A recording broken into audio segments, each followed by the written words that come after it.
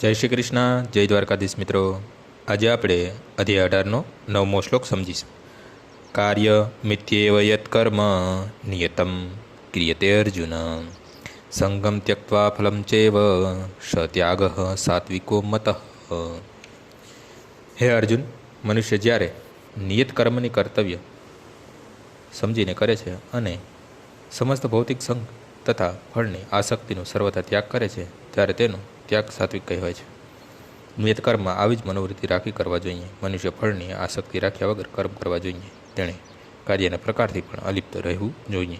જે મનુષ્ય કૃષ્ણ ભાવના યુક્ત થઈને કારખાનામાં કામ કરે છે તે કારખાનામાં કાર્યથી પોતે લિપ્ત થતો નથી કે કામદારો સાથે પણ સંકળાતો નથી. તે કેવળ કૃષ્ણ પ્રત્યર્થ કામ કરે છે.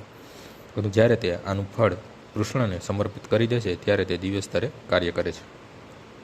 આજનો શ્લોક અહીં પૂર્ણ થાય છે. આવતીકાલે ફરીથી સવારે 6 વાગ્યે મળીશું. જય શ્રી કૃષ્ણ.